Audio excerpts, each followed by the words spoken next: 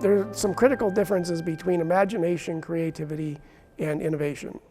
Imagination is the ability to think of something that doesn't exist yet, but it could be something that's impossible, so it may not be practical. Creativity is coming up with something that's novel, but also effective. So it's sort of reining in your imagination and making it useful in some way. But of all the things that are creative, only some of them are going to be innovative. And innovative is defined as something that actually transforms the world, gets out there and is marketable, it succeeds.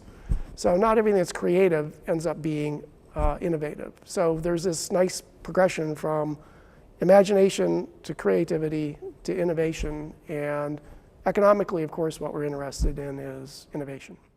And there is a lot of call now, a lot of interest now in developing a more creative education, as we realize that in the 21st century we need a more creative workforce, et cetera. And there are a lot of people out there now saying this is something we have to address. Everybody knows that Einstein was a fantastic musician.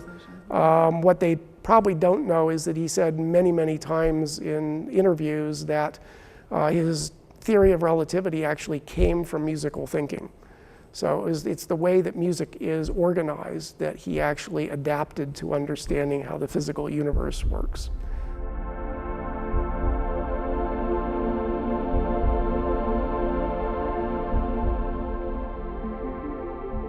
Sparks of Genius, which Bob and I wrote together, focuses on a set of 13 thinking tools, imaginative thinking tools. And these are skills that are cognitive or bodily in nature. And they are things that the capacities that we all have inside, but we don't necessarily exercise them very consciously. Things like our abilities to observe, or our ability to abstract, to take out the essence of something, to focus on what's most important. Bob mentioned that too.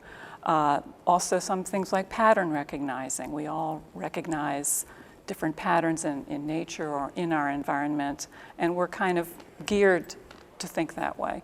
We also can form patterns.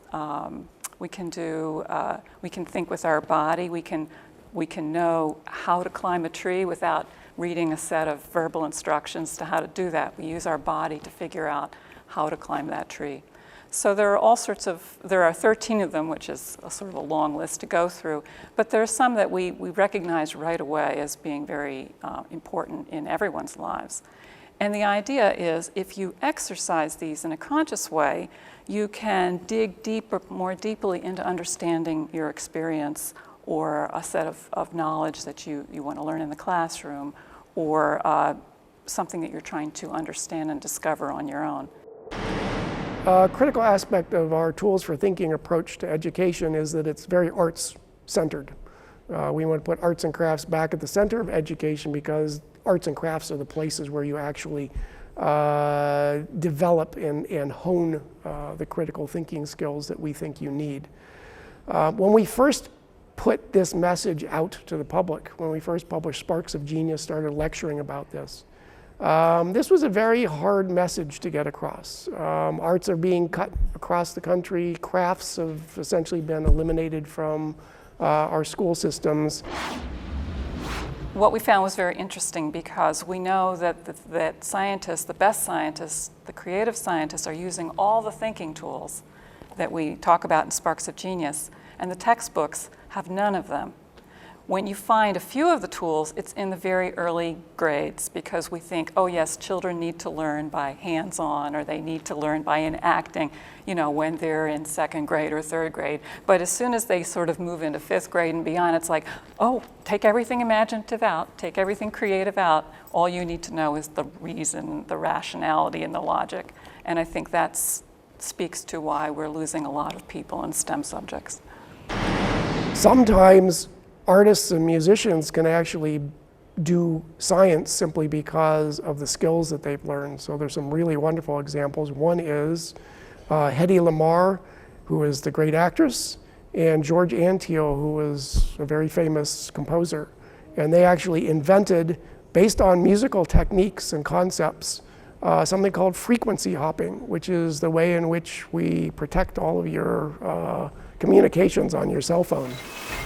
Another interesting example is someone who used his art training in his work was a guy who actually invented cyclotrons, so high energy particle physics. And he said that not only did he use his skill as a sculptor when he was inventing these things, but that he tried to make the actual cyclotrons as beautiful as a sculpture, because science should be just as beautiful as art. Tools for thinking are critical for education for two reasons. One is that we discovered in identifying the tools that almost none of them are part of the standard curriculum. So if these are the tools that are essential to being creative, they are not in the education system. If we don't put them in there, we're simply not going to have creative students. They're not going to have the skills and the knowledge to be able to create novel things.